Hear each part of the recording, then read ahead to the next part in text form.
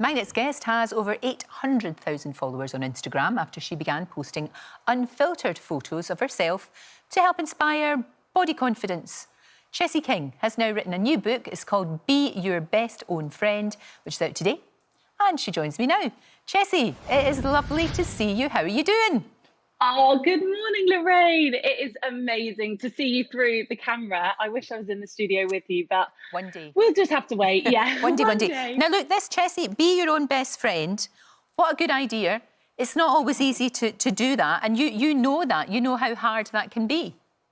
Absolutely. I think especially because we're spending so much time at home at the moment and in our heads, we have to be our own best friend, especially if we're living on our own and with other people.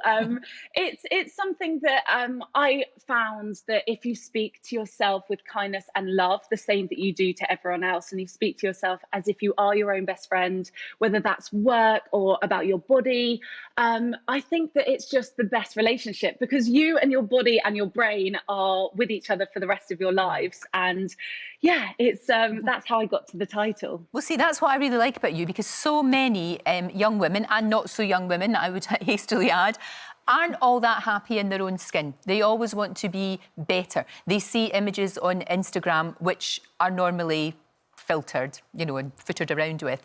But you haven't done that, and I think that's really good. That's why I think this is such a good idea, that you showed images of yourself. I mean, you're a beautiful, beautiful young girl, but not filtered, and I like that. That showed the reality. Thank you, Lorraine. Yeah, I think just showing young girls especially that you have so much more to your life than just looking good, and you were not put on this planet to just please everyone else with your outer layer.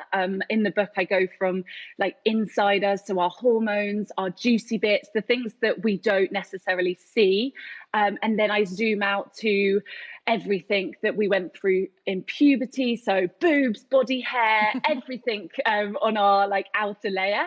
And I think that we all focus so much, we can all focus so much of our time on our hair and our skin and our makeup and all of these external things that actually we're not going to be remembered for. I hope that my best friends and my family are not going to be standing at my funeral going, oh, I love Chessie because of her abs, or I love Chessie, I don't have any, but it's not going to be on my gravestone how I looked. I just hope that people realise that that they're special moments, the most precious moments that I've made in my life, the most incredible memories are nothing to do with how I look. They're to do with the people that I'm around and just laughing, and that's not laughing at how I look. Maybe I love to dress up, but yeah, I've tried on some inflatable costumes. I think that's been the theme of lockdown. I've just worn loads of inflatable costumes. Okay, that's interesting. I haven't tried that yet, but I just might. Especially if it makes you laugh and makes everybody else laugh. It's good. But your experience is really interesting because, you know, like I said, you're a beautiful girl. You look fantastic, but you have had your share of knockbacks, especially when you tried to get into modelling, and you were told, unbelievably, that you had to lose weight. You didn't eat properly. You had this thing called disordered eating, I guess. And a lot of, not just young girls, but young men as well, will identify with that. It's that horrible thing of being told, you're not good enough, you're not thin enough, you're not beautiful enough. And that's really tough to take. It is, and it can be at any age. I think that we're fed all this information, like you said, that we're not good enough. And actually, we've always been good enough. It's just all these external factors that are telling us that we need to change. And what is this change? Like, why do we have to change for anyone? I think I've stripped back the layers. This is actually one of the first interviews I've done without any makeup because we're in lockdown. And I'm so much more comfortable without the fake hair, the fake nails, the fake tan, the makeup. And that can empower people, and incredible if that makes you feel better. But actually, when I strip myself back down to like the rawest form of myself, I'm like, this is why my mum made me. This is why my mum and her body spent 9 months creating me, not to change how I look, but actually just to celebrate what I am and who I am as like the root of me and my core. And yeah, stripping it all back down to bare me. Obviously not naked. I wouldn't be sitting here I do like to get, yeah. It's fine. It's fine. I think you look fantastic, and I totally understand it. But you're such a positive girl. That's what comes across. You're a really positive young woman. You have had health problems, though. I know you've got a heart condition, and you were supposed to be getting an operation for that, but of course it's been cancelled because of COVID. But you just, you know, you don't let that stop you. It's something that I think we all have had pushbacks in lockdown. I think we were meant to be getting married in 3 weeks. Obviously, that's been postponed. My whole wedding dress was based on hugging people, Lorraine. All I said when I was looking is, I just want to be able to squeeze everyone. And obviously, we can't do that at the moment. So we pushed it back to next May. My heart operation has been pushed back. And I just think everything's going to happen at the right time.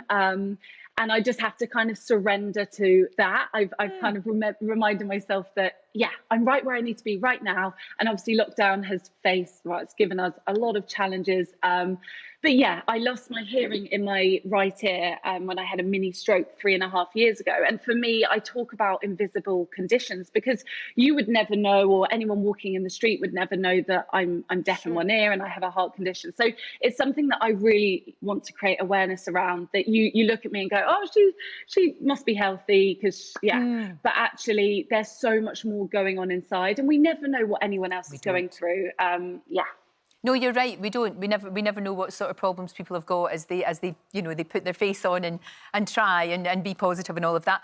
You teamed up with Davina McCall. Well, actually, she got in touch with you. Davina loved all the stuff you were doing online. I love that. And she got in touch with you. And the two of you have teamed up, and it's such a great idea.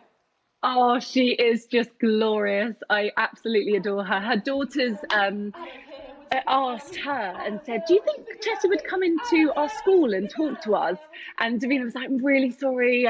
Don't worry if you're too busy. And I was like, Davina, I'm there. I love you and I'm there.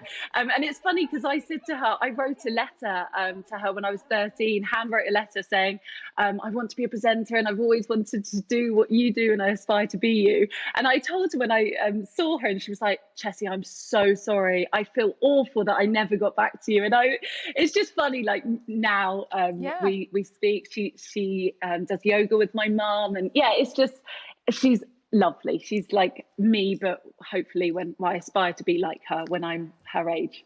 Well, Chessie, it's a joy to talk to you. You're an inspiration, and I love being your own best friend. It's very wise, and it'll appeal to everybody. It's not, as I said, it's not just aimed at young girls.